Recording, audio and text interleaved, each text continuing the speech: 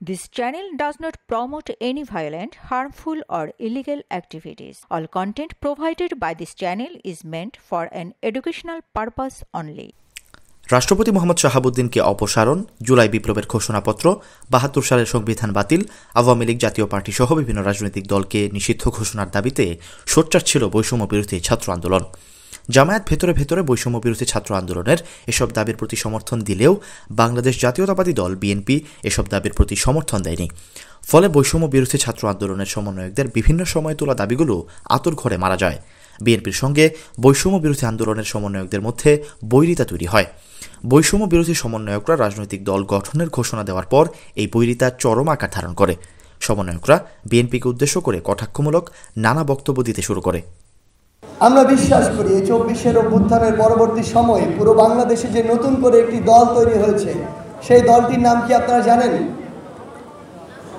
সেই দলটির নাম হচ্ছে বাংলাদেশ জাতীয়তাবাদী সুবিধা বঞ্চিত লীগ। বাংলাদেশের নতুন একটি দল হয়েছে, দলটির নাম হচ্ছে বাংলাদেশ জাতীয়তাবাদী সুবিধা বঞ্চিত লীগ। এরা হচ্ছে সেই গিরগিটি, যে গিরগিটিরা ৫ই আগস্টের আগে পর্যন্ত গর্তে লুকিয়েছিল। ৫ই আগস্টের পরে তাদের ত্যাগই হচ্ছে সবচেয়ে বড় ত্যাগ। এরা হচ্ছে সেই গিরগিটি, যে গিরগিটিরা ৫ই আগস্টের আগে যাদেরকে হারিকেন দিয়েও খুঁজে পাওয়া যায়নি, ৫ই আগস্টের পরে তার এক একজন মহানায়ক। এই গিরগিটিরা হচ্ছে সেই গিরগিটি যাদেরকে আপনারা ওই লেক পার থেকে শুরু করে আমাদের যে মোস্তফাপুর রয়েছে, কিংবা ওই কিলোমিটারের পর কিলোমিটার আপনার যে একসাথে রাজপথে আপনারা সংগ্রাম করেছিলেন সেখানে খুঁজে পাননি, কিন্তু এখন বিভিন্ন বড় বড় অন্যতম প্রধান সমন্বয়ক পদে তাদেরকে আপনি খুঁজে পাবেন। সবচেয়ে বড় কথা হচ্ছে, আমাদের জন্য সবচেয়ে বড় থ্রেট হচ্ছে এই গিরগিটিগুলো। প্রত্যেকটি অভ্যুত্থানের পূর্বে এবং পরে এরকম অসংখ্য সুবিধাবাজ, বঞ্চিত, এবং সবচেয়ে বড় কথা হচ্ছে এদের সাথে আপনি আজকে কথা বলবেন, এরা সকল কিছুতে বৈষম্যের শিকার। এরা শুধু এটি বলতে পারে না যে এরা জন্মগতভাবে বৈষম্যের শিকার, কারণ এটি বললে তো দায়টা অন্য জায়গায় চলে যায়। সবচেয়ে বড় কথা হচ্ছে এরা এতটাই ভণ্ড, আপনি এদেরকে দেখবেন শুধুমাত্র ব্যক্তিগত স্বার্থের জায়গা থেকে সকল জায়গায় তদবির করতে। বিএনপির অভিযোগ, অন্তর্বর্তীকালীন সরকারের পৃষ্ঠপোষকতায় বৈষম্য বিরোধী ছাত্র আন্দোলনের সমন্বয়করা নতুন রাজনৈতিক দল গঠন করছে।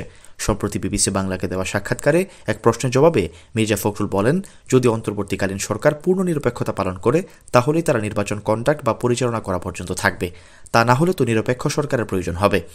জুলাই অভ্যুত্থানের নেতৃত্ব দেওয়া ছাত্ররা রাজনৈতিক দল করতে চাইলে তাদের প্রতিনিধিদের সরকার থেকে বেরিয়ে আসা উচিত।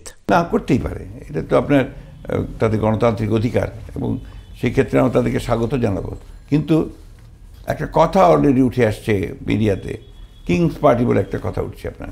আমি মনে করি এখান থেকে তাদের বেরিয়ে আসা উচিত। অর্থাৎ সরকারের কোনো সাহায্য না নিয়ে তাদের যে দল গঠন করতে চায় সেটা তাদের জন্যই ভালো হবে। সেটা কিভাবে হতে পারে? তারা নিজেই দল করবে। কেন আমরা অন্যান্য দলগুলো কীভাবে দল গঠন করেছে?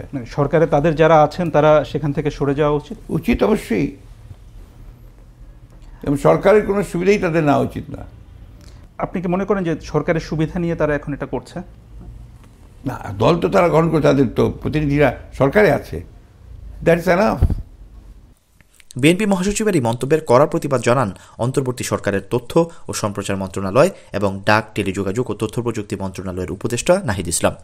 গত বৃহস্পতিবার বিকেলে নিজের ভেরিফাইড ফেসবুক অ্যাকাউন্টে দেওয়া এক স্ট্যাটাসে তিনি বলেন, বিএনপি মহাসচিব মির্জা ফখরুল ইসলাম আলমগীরের নিরপেক্ষ সরকারের দাবি মূলত আরেকটি ১/১১ সরকার গঠনের ইঙ্গিত বহন করে। উপদেষ্টা নাহিদ ইসলাম বলেছেন, বিএনপি কয়েকদিন আগে -2 আলোচনা করলেও এখন ক্ষমতায় যাওয়ার পথ সুগম করার জন্য নিরপেক্ষ সরকারের নামে আরেকটি ১/১১ সরকারের প্রস্তাব করছে। এ ধরনের পরিকল্পনা গণতন্ত্র ও জাতীয় স্বার্থের বিরুদ্ধে যাবে এবং ছাত্র জনতা কোনোভাবেই এটা মেনে নেবে না। এটা বিএনপির বিরুদ্ধেও ষড়যন্ত্র।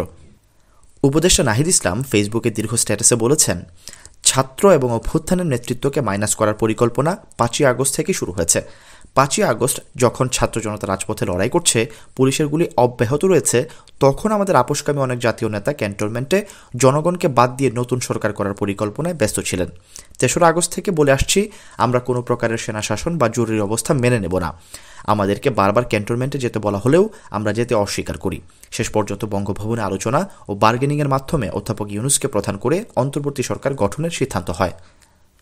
নাহিদ ইসলাম আরও লেখেন, আওয়ামী লীগ বিষয়ে ভারতের প্রধান দলগুলোর মধ্যে ঐক্য সম্ভব হয়েছে, অথচ বাংলাদেশে আওয়ামী লীগ বিষয়ে আমরা ঐক্য করতে পারিনি, এত হত্যা এবং অপরাধের পরেও।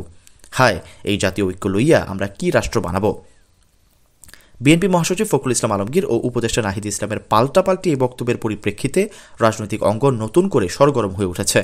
অনেকের প্রশ্ন, উপদেষ্টা নাহিদ ইসলাম আরেকটি 1/11 সরকার গঠনের ইঙ্গিত বলতে কি নতুন করে তত্ত্বাবধায়ক সরকার গঠন ও জরুরি অবস্থা জারির সম্ভাবনার কথা বোঝাতে চেয়েছেন?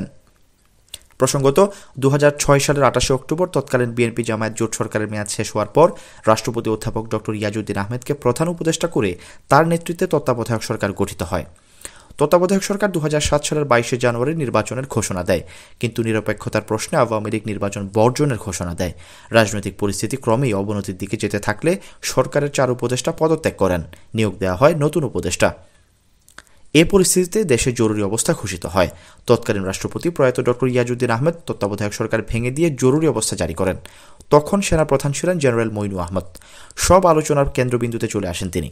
জেনারেল মইনু আহমেদ নিজে এক অনুষ্ঠানে 11 জানুয়ারির জরুরি অবস্থা জারির দিনটিকে 1/11 বা 1/11 নামে আখ্যায়িত করেন। বিএনপির চেয়ারপারসন বেগম খালেদা জিয়া ও আওয়ামী লীগ সভাপতিকে সাব জেলে আটক রাখা হয়।